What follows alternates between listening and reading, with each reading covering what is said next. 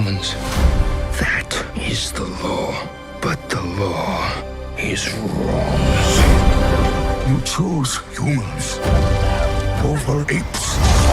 Run, Noah! Together, you will die. Another Planet of the Apes movie. What does that take the count to? The Apes franchise spanning over 55 years with 4 separate continuities over various movies, TV series, and novels. We're just going bananas for it. Banana! With a total of 9 movies, but now with a rebooted timeline, presumably a different future than the one Charlton Heston discovers in the 1968 film. From the 2011 trilogy, we leap beyond Caesar's era, 300 years in fact. Now his spiritual era, Noah, embarks on a harrowing journey, one that shatters the very foundations of his understanding of history. Everything he believes was true is a lie. It was all a lie. But how did the apes rise to power? Here is the recap of the Planet of the Apes trilogy. Take your stinking paws off me, you damn dirty ape!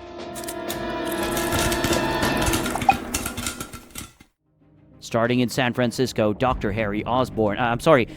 Will Rodman experiments with the drug ALZ-112 on chimpanzees to combat Alzheimer. The drug boosts the intelligence of a mother chimp named Bright Eyes, but after she goes berserk, the poor chimp is Bambified. In front of the investors, they're not here for monkey business. But Bright Eyes wasn't being aggressive. She was just being protective? Will decides to adopt her newborn Caesar, who inherits his mother's intellect. 3 years later, Caesar is highly intelligent, communicating with sign language. Seeing his Alzheimer's-ridden father deteriorate, Will is driven to steal some of the ALZ drug, and it works like a charm. Like a curious cub, Caesar wanders off to play with the kids, but he's not allowed. Get away from my kid! Will brings him to zoo veterinarian Caroline to get stitched up. Looks like Caesar is a pretty good wingman. Okay, what's she saying now? A free space to roam, Caesar spreads his wings in the redwoods. 5 years later, Will and Caroline are dating and Caesar is an adult, but on a leash. He starts questioning his morals, his past, and the confines of his existence.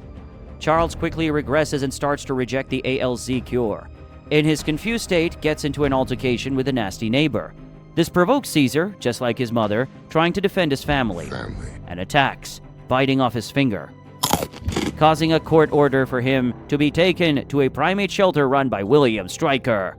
And of course, Malfoy? That's right. a harsh lifestyle Caesar must adapt to the company of other alpha monkeys and the sadistic zookeeper. Caesar learns quickly his reality is a prison, where Will has become desperate with his father's disease. Disease eventually outran the cure. He begins developing a more violent cure, Drug 113, using another chimp named Koba, who is already horrifically scarred from the numerous other experiments. The new drug proves to work, but on his deathbed, Charles refuses to take further treatment.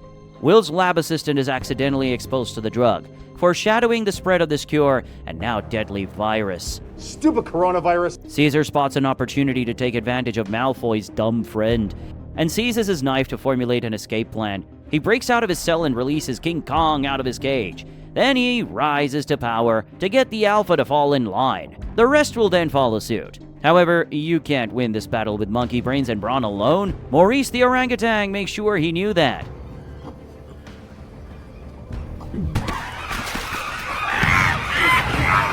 So, looks like everyone is getting a boost of his mom's brain juice, and it's the rise of the Planet of the Apes, because they have all turned Super Saiyan.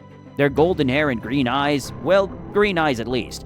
Malfoy attempts to abuse Caesar back into his cage, and we hear the iconic, Take your stinking paw off me, you damn dirty ape! No! Malfoy uses, but Caesar. But don't kill the nice one! Apes escape, releasing Koba and the experimental apes at the Genesis facility, and more apes from the San Francisco Zoo. Swinging across trees and rooftops while fighting the police force, they are gladiators and have the reinforcements to prove it. Traversing across the Golden Gate Bridge towards the Redwoods Forest, Will reaches past the bridge and confronts Caesar. The CEO of Genesis is also trapped on the bridge. Caesar reluctantly walks away, but Koba has no mercy. can already tell he will be a threat in the sequel. The apes reach the forest, but Will follows them. He warns Caesar of the impending doom, willing him to come home, but Caesar is home. in the post-credit, Will's neighbor is a pilot and prepares to spread the virus worldwide. A decade after the events of Rise, much of mankind is wiped out from the devastating simian virus, ALZ-113. Remember? Caesar's ape colony remains in the Redwoods and are governed by their own laws. Most importantly, Ape, not kill ape. the apes are thriving in Caesar with his own family, wife Cornelia, and son Blue Eyes. The colony is hunting, but when Blue Eyes is mauled by a bear, Father comes to save the day. Father! Noble Koba puts a spear through the bear, and their father-son bond has just started to grow. The apes return to their stronghold, and Cornelia has just given birth to Cornelius.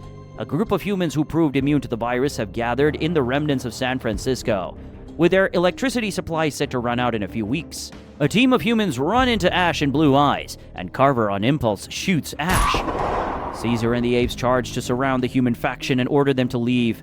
The humans, led by group leader Malcolm, returns to San Francisco, while Koba follows to scout out the human city. The colony chief, James Gordon, evaluates the situation, while Caesar does the same with the ape colony. He advocates for caution and restraint, as violence can only lead to more violence. the first signs of war, with Koba having a fierce resentment towards humans, fueled by years of abuse and captivity. A state of emergency as the ape colony confronts the city and make their voice heard. Apes do not want war.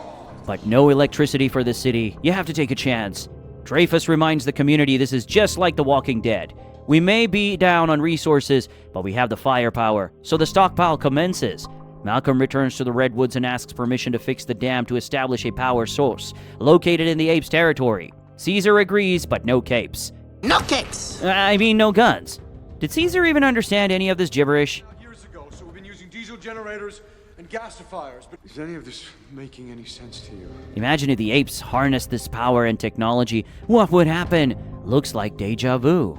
Koba is furious at the decision, reminding Caesar of his scars, are also Human. What? taking matters into his own hands by leading a group of apes to spy on the humans, even luring Caesar's son Blue Eyes into his spite. Before stumbling across the weapons cache, time to play the jester as Koba plays the fool when he's discovered. But he's got something else on his mind. The humans get trapped, but the apes lead them to safety. Unfortunately, the camaraderie doesn't last as Carver snuck a gun in. I trusted you. Malcolm's wife manages to salvage the situation by helping Caesar's wife Cornelia with medicine, but they only have one more day to work. Bonsai. What's this? The humans working with the apes?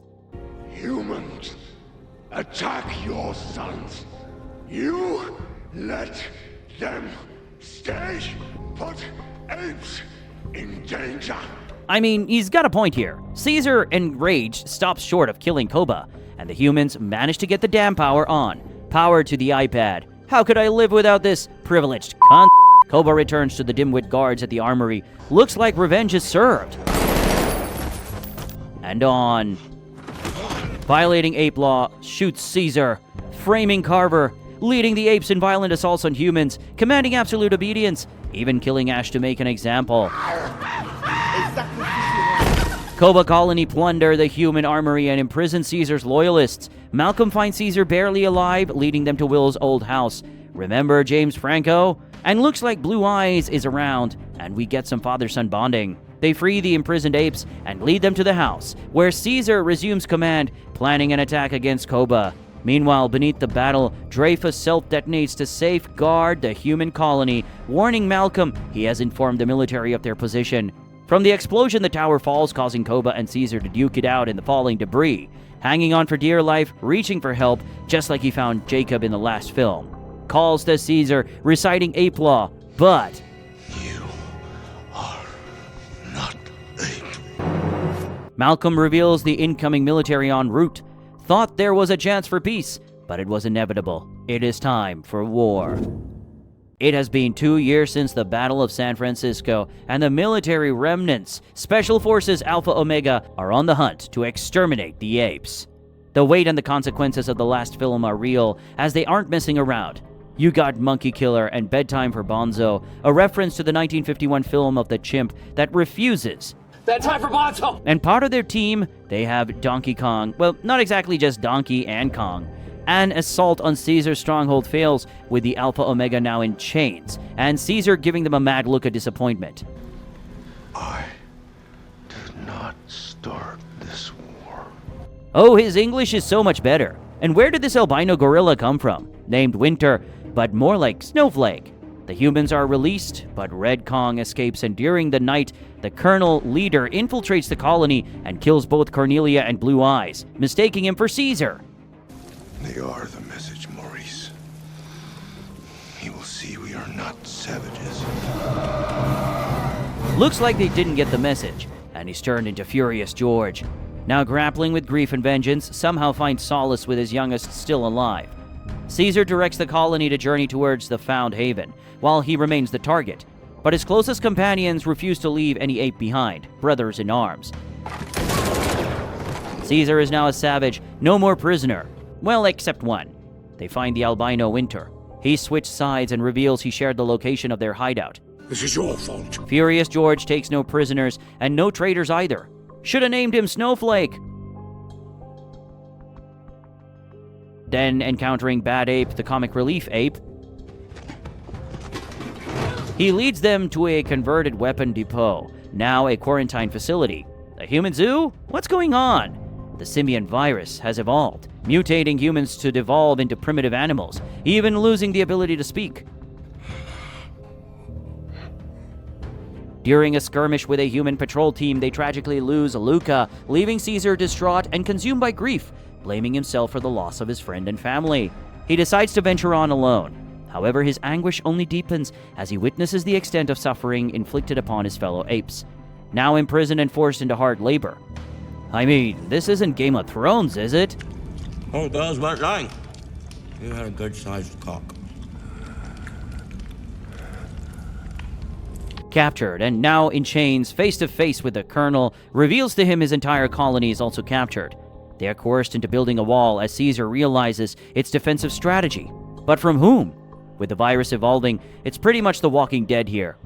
So any carriers need to be killed.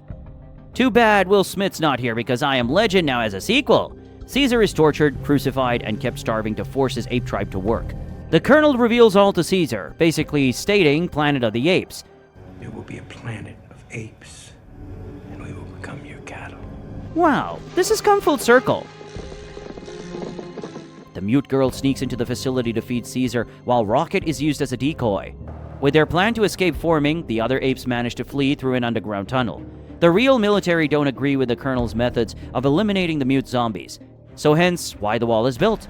As military forces attack, Caesar attempts to assassinate the Colonel, only to find him infected. One last act of mercy, Caesar allows the Colonel to take his own life. The escaping apes are caught in the crossfire. Caesar attempts to destroy a fuel tank to take out the wall from behind, but he's shot down. But the traitor Red Kong comes to his senses and saves the day. Another! A sacrificial lamb. In the aftermath, the apes escape the facility and journey continues. Caesar is significantly wounded, but Maurice promises to pass on the legend of Caesar, ensuring his sacrifices and leadership will never be forgotten. Just like John Wick, Caesar passes away peacefully.